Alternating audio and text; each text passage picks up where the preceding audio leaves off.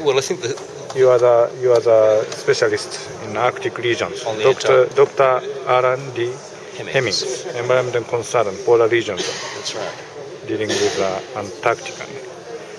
So please, yes, comment. I think the big difference is obviously the geopolitical difference in that the Antarctic is a continent where no claim, although there are 7, is accepted, surrounded by an ocean which, by definition, by virtue of the fact that nobody accepts the sovereignty claim on the continent, can be considered to be high seas.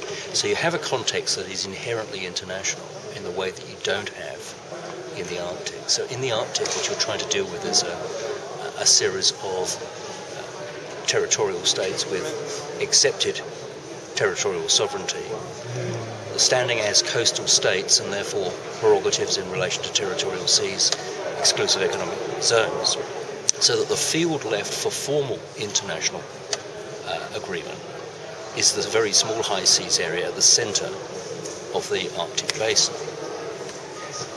Now, the present difficulties that we see in the Arctic, which is essentially around continental shelf issues, at least has a mechanism. Russia, Canada, United States, etc., are accepted as coastal states, so that they have a right to certain activities on the continental shelf. And so long as the Commission on the Limits of the Continental Shelf can be persuaded, they will get the rights on the extended continental shelf. Now, so there's a lot of sound and fury around the Arctic at the moment, which may not prove to be problematical. The difficulty in the Arctic is how non-Arctic coastal states, including some other states which are Arctic but not coastal, how they break into the international debate about acceptable Arctic futures. And that's going to be a challenge for Japan, China, Western European countries in particular, and even for those of us further afield in Australia, New Zealand, Africa, South America, who have a vital interest in the Arctic not becoming a place of discord.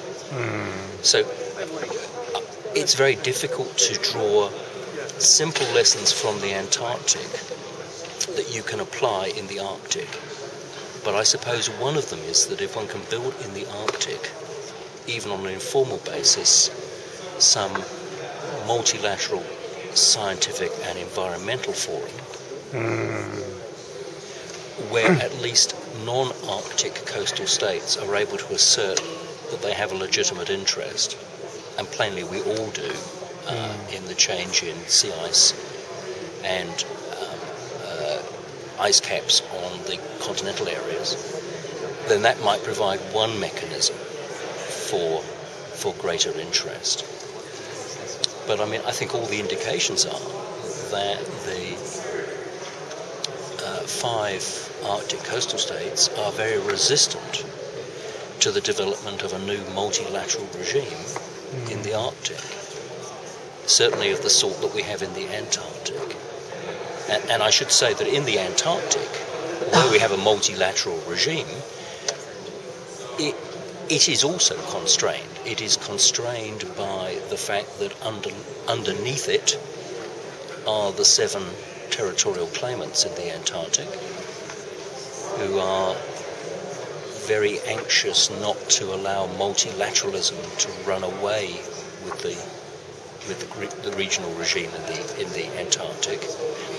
And what in my own research I see as the challenge of globalism to the Antarctic arrangement, which means that what has long been the Antarctic exceptionalism under the International Antarctic regime is now challenged, and so we can't develop the Antarctic regime very easily now. So I mention this because apart from the traditional structural differences that make the Arctic and the Antarctic very different, if one looks at the present Antarctic regime, it itself is coming up against both political and global economic system impediments to its growth. And so the upshot is that I have no silver bullet for what could be done in the Arctic, of course. But I think that those informal collaborative mechanisms may be worth exploring in more detail. Thank you.